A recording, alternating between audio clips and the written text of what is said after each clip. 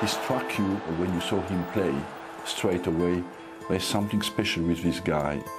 It takes a special talent to wake a club from its slumber. He's the greatest signing Arsenal's made and will ever make. Dennis Bergkamp became revered as the catalyst for change at one of English football's oldest clubs. It was almost like he was picking the ball up and putting it there with his hands. Such was the quality. A record breaker. He's a great player with great technique. A national icon. He is and was the best player that I played with. An artist. Whether he had to pass, whether he had to shoot, whether he had to, go backwards or square, he always seemed to pick the right decision. Simply put, one of the finest players of his generation. He was the beauty of the game.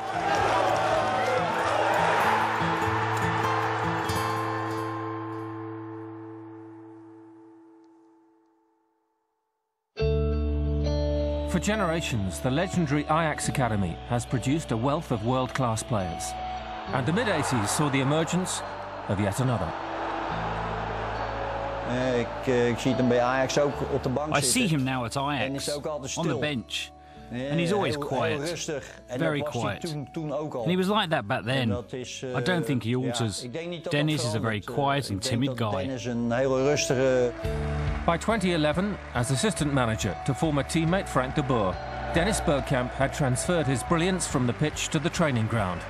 The Iceman was back to where it all began. Born and raised in Amsterdam and named after Scottish striker Dennis Law, the young Bergkamp began his own career at the famed Ajax Youth Academy. First-team manager was Johan Cruyff, who knew from the outset the young striker was too good for the reserves. There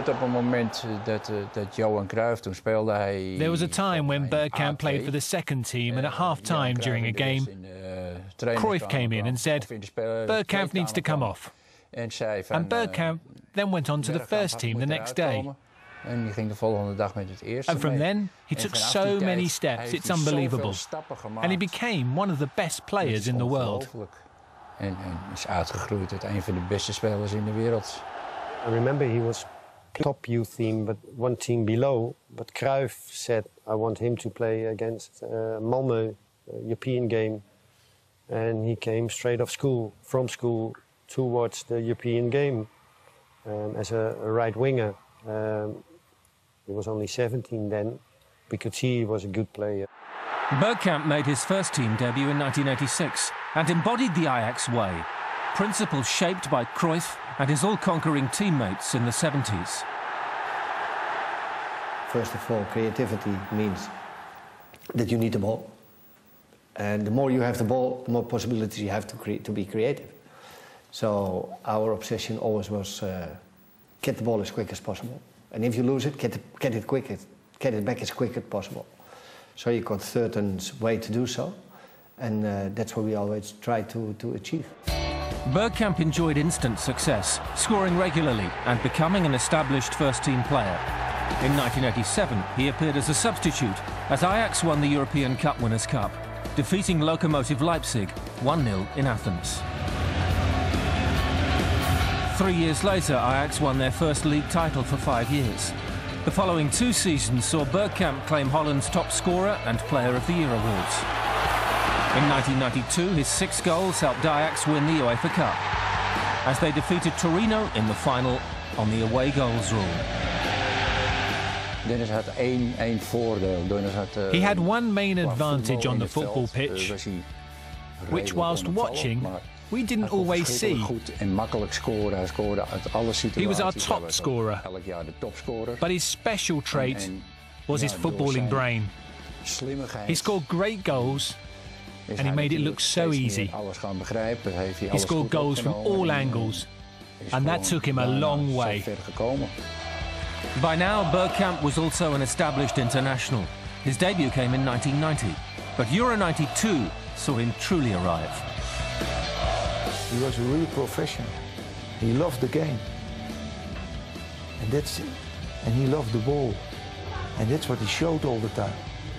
With an attitude you can call it professionalism.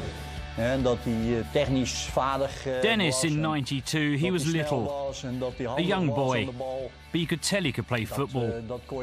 He was technically skilled and quick, and he could play a ball. You could tell, and he showed it in 1992. A lot of people get nervous, you know, with opponents around them, and he's still so cool.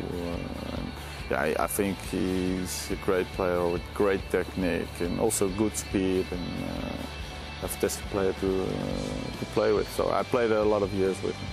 You asked me about great players, but Bergkamp, he was the beauty of the game. He scored such wonderful, beautiful goals. He really was a great player. Bergkamp scored 3 times in Sweden en route to a semi-final defeat to Denmark.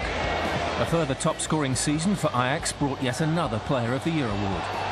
It was clear that Bergkamp was destined for greater things. In 1993, in a move which included his Ajax teammate Wim Jonk, Bergkamp signed for Internazionale of Milan. It would be a difficult transition. He is a homely boy with his wife, and there wasn't any warmth in Milan, and surely there is no warmth in Italian football. It is not the kind of football that he likes. He was financial independent from that moment straight on, but it wasn't made a match in heaven. Bergkamp scored 8 times in his first season, but progress was slow. Inter's inconsistent team selection, opponents' resolute defence, and Italy's famed Catenaccio style all combined to stifle the flair of the Dutchman.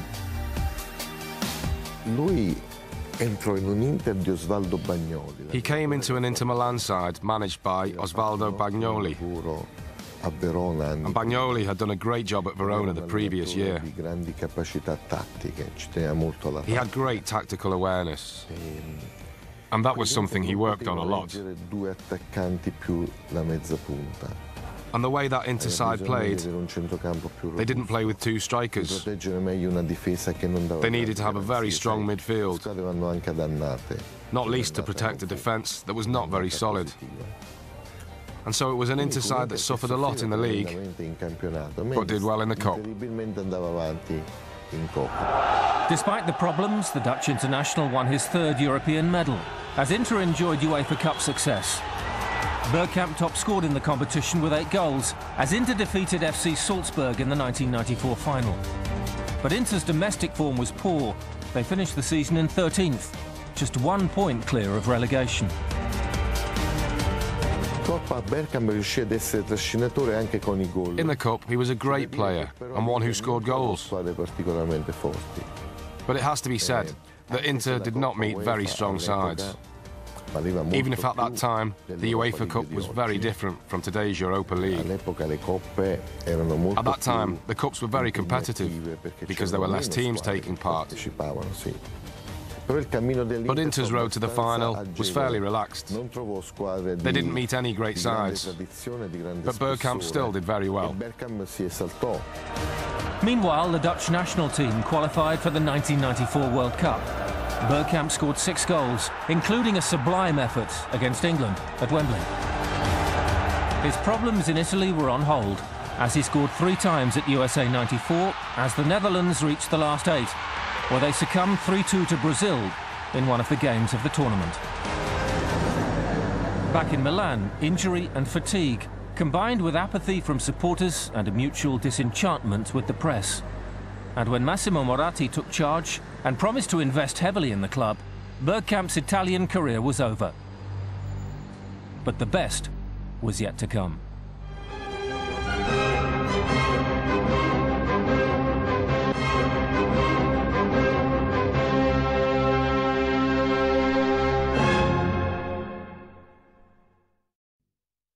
Well, I played against Dennis in '92 at Wembley against Holland, and he scored an absolutely amazing goal that day, and I thought, he surely didn't mean that. That was a bit fluky. Did it come off his shin? And then when I got to work with Dennis and trained with him every day, I realised that, no, he meant every bit of it. Arsenal had paid a club record of just under €9 million. Manager Bruce Rioch had pulled off a real coup. Dennis Bergkamp was always a real big name. We was all really looking forward to it. As soon as they signed Dennis from Inter Milan under Bruce Rioch, he must take a lot of praise for that, because he was the man who brought Dennis in. We couldn't wait to see what sort of player he was. He had a flexibility, almost like a ballet dancer, the way that he could go off from foot to foot. His balance was amazing. And he had a simplicity of movement as well. If he wanted to receive the ball behind, he just a small movement towards the ball and he was away. He was a clever player, Dennis. He'd get into little areas where people can't pick him up. The midfielder couldn't, because he was going backwards. The centre-half couldn't, because he'd be drugged out of position as well. And he knew that, so he knew how to get into little areas, and we knew how to find him.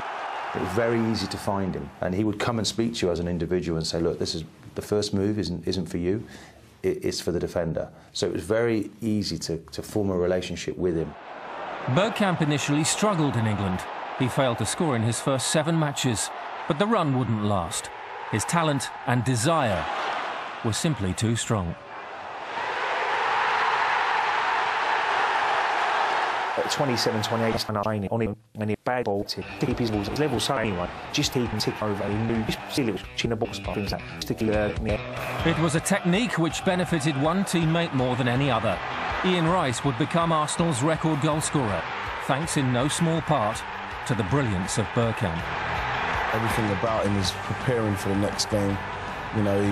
He was just so professional, and in respects of ability and technical ability, and just like his dedication to his craft, he was just like to play with him. I really feel honoured to play with Dennis. He just created space for you. And once you make the move, the ball's there, and he scored great goals, and he's the greatest signing Arsenal's made and will ever make. As Bergkamp grew into the Arsenal shirt, the club grew with him. Their style and ambition changed. The Dutchman was the catalyst. The maestro, when he used to come out for training, we used to go, the Messiah, he's going to save us, he's going to save us. And to be honest, I shared rooms with him for 2 years, I think, until Mark Overmars came, and then I just let the Dutch fellas go together. But he's just a football machine. You know what I mean? He eats, sleeps and drinks football. When he first started, he came from Inter Milan, he did the same. He pushed the club on another level. Yes, there was other players playing in the side, from the goalkeeper to the front. It was a great side when he joined. Bergkamp scored 11 goals in 33 appearances, helping them to a 5th place finish and a UEFA Cup place by scoring the winner against Bolton Wanderers on the season's final day. 1996 also saw the club take a further leap as Frenchman Arsène Wenger replaced Bruce Rioch. And so began Arsenal's most successful ever period. When he first came into the club, no one really knew who he was. David Dean was the man who brought him in from Grand Passat, and he sat us down and said, this manager will take the club forward. And it was going a little bit backwards, there's no doubt in that, so we needed a change of philosophy, if you like. And from day one, he was fantastic. With a strong work ethic in place at Highbury, Wenger's new ideas added to the armoury, and the new manager already had his talisman. I think Dennis was ahead of us, with everything he did in his life and the way that he played his football. That wouldn't be the first time Dennis has been ahead of everybody. He wouldn't really eat at the training ground. He had to have certain food that he ate. Of course, all of that was in place when Arsène Wenger eventually came in. Passes that were available for him, the players making the movement, Arsène Wenger put all that into place. It must have been a joy for Wenger to have somebody of that quality, because that was what we were going to aspire to. He had an exceptional technical quality, great vision and great skill, very skillful to finish. But as well, he added something to his game that was elegance, class, and he struck you when you saw him play straight away. There's something special with this guy, and even today, all the former players who played with him said he is the player, the player that remains in your brain, that the player remains in your head, because he had something special. With Bergkamp the fulcrum, all the elements were now in place. Supporters were seeing a new Arsenal, that combined flair and power, which was setting the standard for the modern elite. It was the season which saw Bergkamp make an indelible mark on English football. The 97-98 season, he was amazing. I think the hat-trick he scored against Leicester at Filbert Street was brilliant. He had that in his locker. We could see that every day in training, that he could do stuff like that. And one thing about Dennis Bergkamp, his motivation and his will to win was brilliant. They give you hope and belief. You've got to have these match winners. They put fear into the other team and they energise their own players, and Dennis did that for us. When I played, sometimes you're running down a blind alley, you knew you could pass it in there, not even looking. And Dennis Bergkamp would read your mind as well and say, he can only pass it in there, I'm going to have to drop off my defender and make sure I'm there for the ball. And so he had such a great understanding, not just for himself, but for the other players around him, and that makes you a special player. Wenger's Arsenal went on to scale new heights, with Bergkamp the leading man around whom Wenger worked.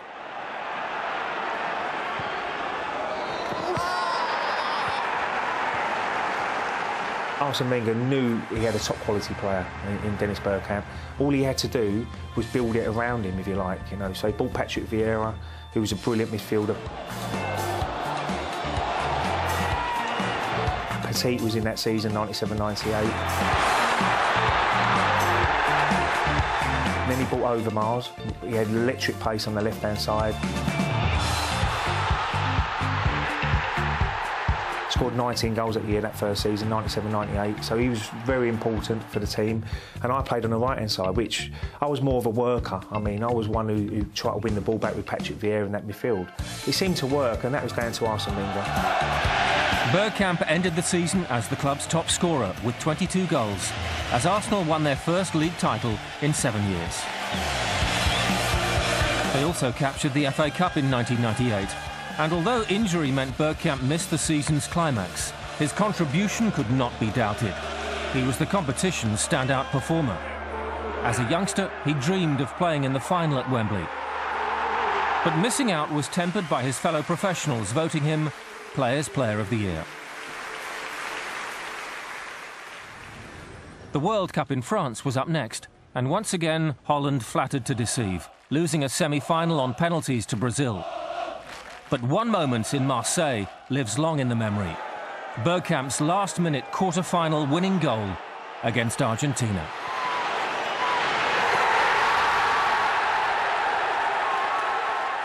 A lot of people say, yeah, it was great. And of course it was great. It was a great moment. It was quarter-finals in the World Championship in '98. The pass of the Boer, 30, 40 meters, the way he controlled the pass. Okay, the pass is okay, but still then it's Dennis' turn. And, yeah, and then you can see, you know, he's got such a smooth technique. The second, the turn, and the third, in just one movement, you know, that's magical. Domestically, Arsenal faltered the following season. But in 1999, a young Frenchman arrived at the club who would go on to break Ian Wright's Arsenal goal-scoring record, aided by the wisdom and vision of Dennis Bergkamp. For me, he is and was the best player that I played with. Yes, Dennis Bergkamp. It's crazy. The guy was always giving 100% in training, playing hard. You know, his understanding of the game. He was always doing what the game was asking him to do. You know, and that's something really difficult in the game to do. The way we played, of course, was linked, was going through the middle through him. And he's the guy who brought Overmars Henry alive. And football is a little bit, at the end, in the final third, you need like one guy who gives a great ball and one guy who finishes. He was the kind of quarterback of the team, you know, the guy who always gives the ball in the right space at the right moment, and the brain of a team.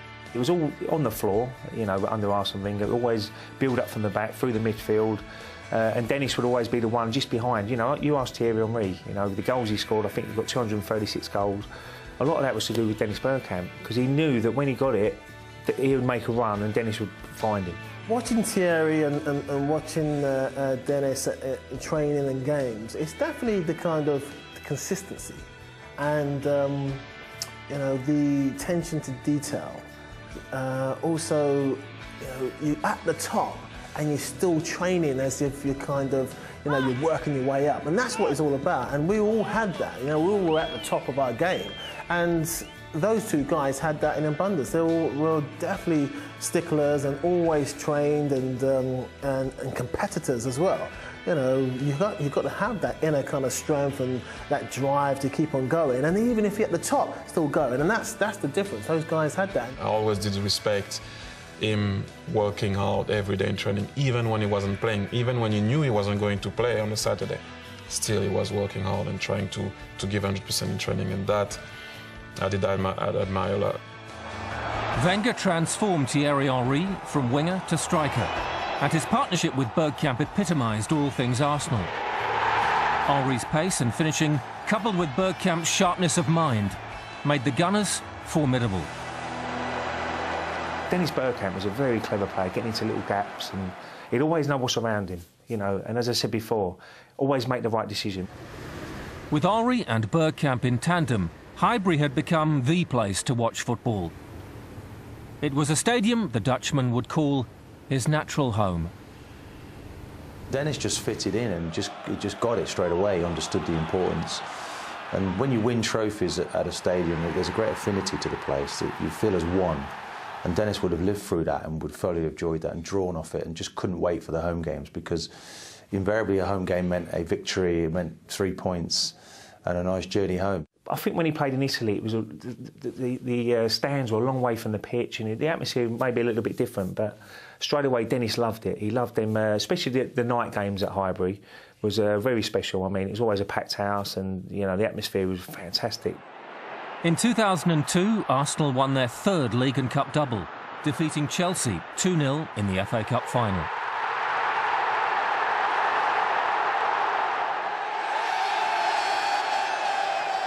In 2003, this strike against Oxford saw Dennis reach another personal milestone as he scored his 100th goal for the club. The following season saw Arsenal achieve the seemingly impossible.